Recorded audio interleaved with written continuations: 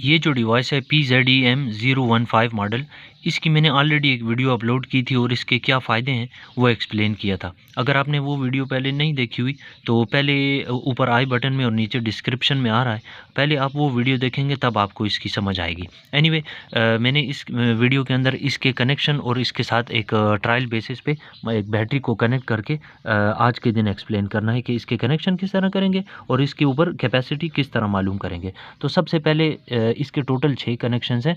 जब आप इसके साथ शंट को कनेक्ट करेंगे तो उसके लिए अलग डायग्राम होगी, जबकि शंट ना लगी हो तो उसके लिए अलग डायग्राम होगी। यहाँ पर चूँकि मैंने शंट रखी हुई है इस वक्त सर्किट में, तो उसकी डायग्राम ज़रा समझ लें। सबसे पहले जो 2 टर्मिनल्स हैं उनके साथ आपने 3 वोल्ट डीसी से लेकर 12 वोल्ट डीसी को कनेक्ट करना होगा। ये सबसे लोअर टर्मिनल जो है ये नेगेटिव है और ये उससे ऊपर वाला पॉजिटिव हो गया। तो ये 2 टर्मिनल जो हैं ये इसके साथ कनेक्टेड है, तो इससे सिर्फ इसकी स्क्रीन ऑन हो जाएगी, नंबर 1। उसके बाद इसके पास दूसरे जो 2 यानी कि तीसरा और चौथा टर्मिनल है, नीचे से काउंटिंग करने पर ये 2 आकर इस शंट के मिड में कनेक्ट हो जाएंगे। 4 हो गए, बस सिर्फ 2 कनेक्शन रह गए। अब ये 5वां कनेक्शन जो है, 5वीं वायर, वो ये लाकर मैंने इस शंट को कनेक्ट कर दी, ठीक है। जबकि शंट के साथ जहां नेगेटिव कनेक्ट किया हुआ है, यहीं पर जो बैटरी आपने टेस्ट करनी है, जिसकी कैपेसिटी निकालनी है, उसका नेगेटिव आपने यहीं पर कनेक्ट कर देना है, बाहर वाली साइड पर। स्क्रू को अच्छे से टाइट करना है ताकि किसी भी किस्म का लूज़ वो ना हो कनेक्शन। ठीक हो गया ये 5वां। और 6 नंबर 6ठा कनेक्शन जो है वो ज़रा देखें, ये लास्ट है। ये लाकर मैंने कनेक्ट किया हुआ है बैटरी के पॉजिटिव टर्मिनल के साथ। ये बैटरी का पॉजिटिव टर्मिनल हो गया और यहाँ से चला जाएगा ये आपके लोड की तरफ। यहाँ पर मेरे पास इस वक्त एक 12 वोल्ट फ़ैन की मोटर है 775 और इसके साथ कनेक्ट कर दिया। जबकि इसका ये जो टर्मिनल दूसरा फारिग रह गया है, ये आकर कनेक्ट हो जाएगा यहाँ पर, इस शंट के दूसरे सिरे पर। तो मैंने शंट के यहाँ पर इस पॉइंट पर ऑलरेडी एक वायर कनेक्ट की हुई है और इस वायर को यहाँ तक लेकर आया हूँ और मैंने अब इसके साथ कनेक्ट कर देना है। जो ही कनेक्ट करूँगा तो ये जो मोटर है चलना शुरू हो जाएगी। ये मीटर इसकी काउंटिंग शुरू कर देगा, इसकी रीडिंग लेना शुरू कर देगा। इसके तमाम पैरामीटर्स मैंने इससे पिछली वीडियो के जो यानी पार्ट 1 है उसमें एक्सप्लेन किए थे कि ये हमें कौन से 9 फिजिकल क्वांटिटीज़ हैं जिनकी वैल्यू जो है हमें देता है, उसमें ये ऑलरेडी एक्सप्लेन्ड है। तो ये काउंटिंग वगैरह शुरू हो जाएगी। अच्छा, एक चीज़ और, आपने अपर और लोअर कट ऑफ वोल्टेजेस यहाँ पर डिफ़ाइन करके रखनी है। फॉर एग्जांपल यहाँ पर तो इसका टोटल सिर्फ एक ही बटन है, इसको आपने लॉन्ग प्रेस करना है। अच्छा, अब आपने सेटिंग के अंदर जाना है, वोल्टेज सेटिंग के अंदर जाना है। यहाँ पर मैं सेट के अंदर आ गया और फिर दोबारा लॉन्ग प्रेस किया तो ये देखें वोल्टेज मुझे शो कर रहा है। अब ये डिजिट ब्लिंक करता जा रहा है। ये आपने अपर वैल्यू वोल्टेज की सेट करनी है कि ये वैल्यू क्या होनी चाहिए, यानी इस वक्त आपकी वोल्टेज जो है ना बैटरी की वो क्या है। तो मेरी इस वक्त बैटरी की जो वोल्टेज है वो 12.5 के करीब है। तो ये मैंने 5 कर दिया। अब देखें ब्लिंकिंग डिजिट आगे शिफ्ट हो जाएगा, तो ये मैंने 2 कर दिया। और तीसरा डिजिट जो है उस पे ये खुद ब खुद जाएगा, ये रोटेट होकर आता रहता है। पहले ये जो ब्लिंक कर रहा होगा, आप इसको जो ही टच करेंगे वो नंबर 1 2 3 4 और आगे बढ़ना शुरू कर देगा। मैं इसकी लाइट को ऑफ कर देता हूँ। अच्छा, एनीवे अगर आप देखें तो ये ब्लिंकिंग डिजिट जो है ये आपको बताएगा कि आपकी इस वक्त बैटरी का स्टेटस यानी वोल्टेज, अपर वोल्टेज क्या है। तो मैंने चूंकि वोल्टमीटर से चेक की हुई है बैटरी को डायरेक्ट लगाकर, तो वो हमें 12.54 समथिंग बता रहा था, मैंने वो बता दी। इसके बाद जो ही मैं इसको लॉन्ग प्रेस करूँगा तो ये मुझे पूछेगा कि तुमने कहाँ जाकर इस बैटरी को रोकना है। तो अगर ये चूँकि एक 3S बैटरी है, 3S यानी कि 12 वोल्ट और 10 एम्पेयर है, तो अब हम इसको 11 वोल्ट पर चाहेंगे कि रुक जाए। तो अब मैं लॉन्ग प्रेस करूँगा तो इसने मुझसे अब ये पूछना है कि इसकी लोअर कट ऑफ वैल्यू क्या होगी। अब मैं इसको ये ब्लिंकिंग डिजिट्स को चेंज करते हुए 11 वोल्ट्स पर रखूँगा। तो ये देखें मैं इसको सिर्फ टच किए जा रहा हूँ, 8 9 और 0। अब ब्लिंकिंग डिजिट आगे जाएगा तो मैं 1 प्रेस कर दूंगा, एक दफ़ा टच करूंगा, ये 1 हो गया। अब ये 11.0 वोल्ट्स हो चुका है। अब इसमें मज़ीद चेंजेस की ज़रूरत नहीं, ये लोअर कट ऑफ डिफाइन हो चुकी है। अब मैं इसको लॉन्ग प्रेस करूंगा, ये मैंने लॉन्ग प्रेस किया तो अब इसकी वोल्टेज की वैल्यू भी डिफाइन होगी। तो आप नोट करें कि ये जो बार है ये भी थोड़ा सा नीचे हो गया। असल में ये बैटरी एग्जैक्टली फुली चार्ज नहीं है। फुली चार्ज जो होती है, आप जानते हैं कि 3S बैटरी चाहे जितने एम्पेयर की भी हो वो 12.6 वोल्ट होती है, और यहाँ पर ये 12.3 12.4 तकरीबन इतनी वोल्टेज है। मेरा मकसद सिर्फ आपको कनेक्शन समझाना और कैपेसिटी चेक करने का तरीका बताना है। अच्छा, एक सेटिंग में इसके अंदर बता दूं, आपने वोल्टेज की सेटिंग तो देख ली है, लेकिन ये मैं इसको सबसे पहले लॉन्ग प्रेस करने लगा हूँ। इस बटन को लॉन्ग प्रेस किया, सेट लिखा हुआ आ रहा है और वी लिखा है। आपने इसको दोबारा टच करना है तो ये सेट एम्पेयर लिखा हुआ है, आपने इसको लॉन्ग प्रेस कर देना है।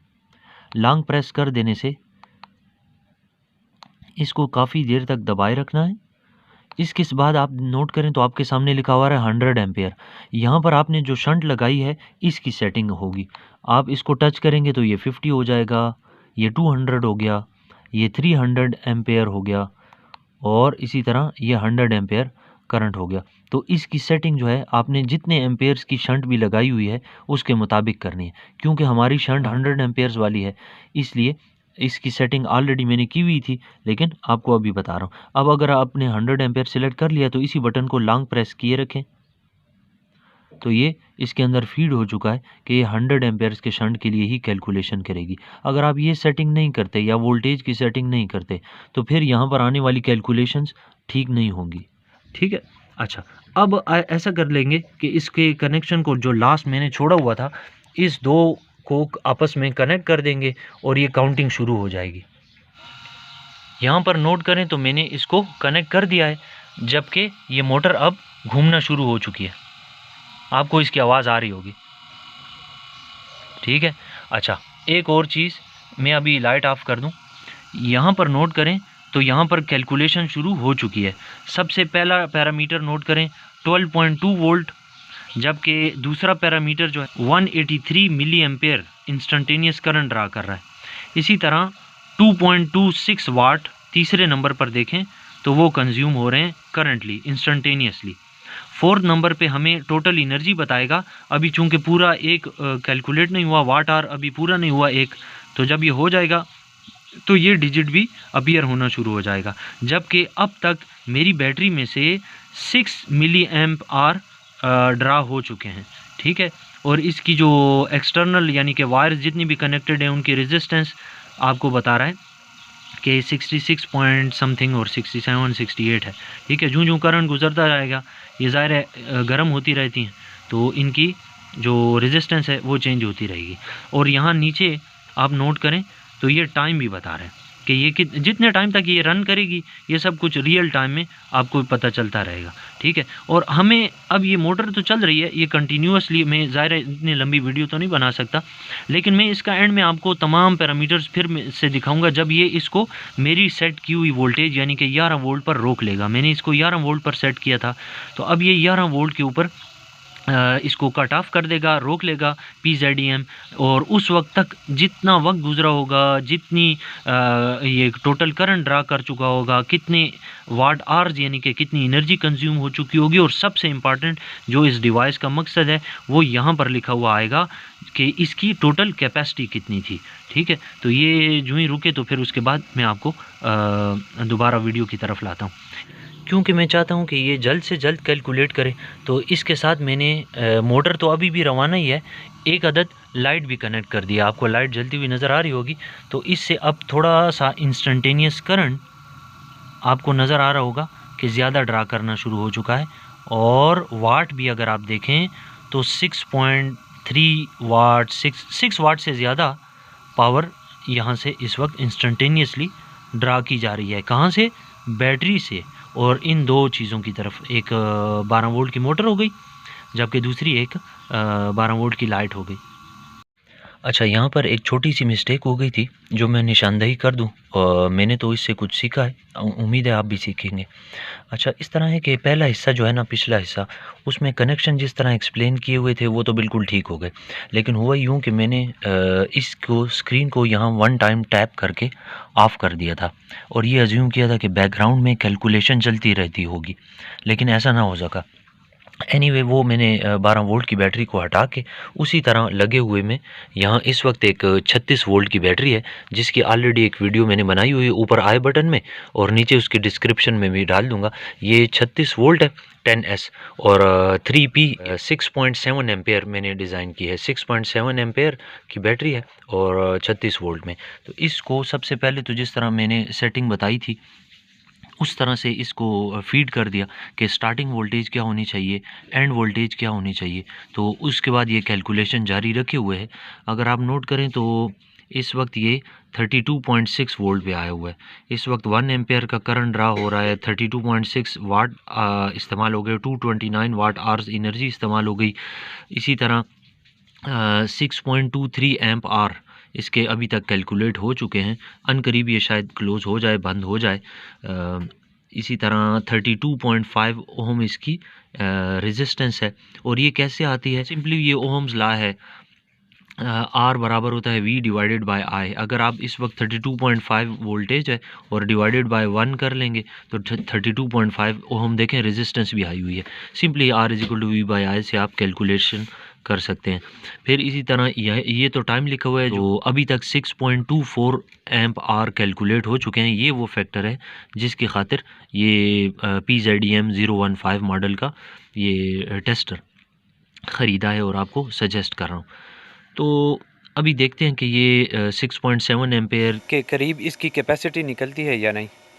लोड के तौर पर मैंने यहाँ एक हीटिंग एलिमेंट लगाया हुआ है, जो कि हीट फील तो हो रही है, लेकिन मैं लाइट ऑफ करूँगा तो उसके बाद शायद आपको नज़र आएगा। ये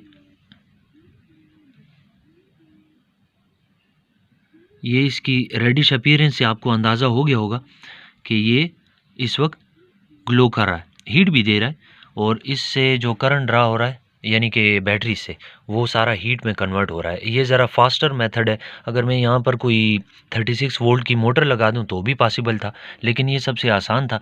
मैंने एक रेजिस्टिव एलिमेंट को अटैच कर दिया, उसकी थोड़ी सी लेंथ ले ली।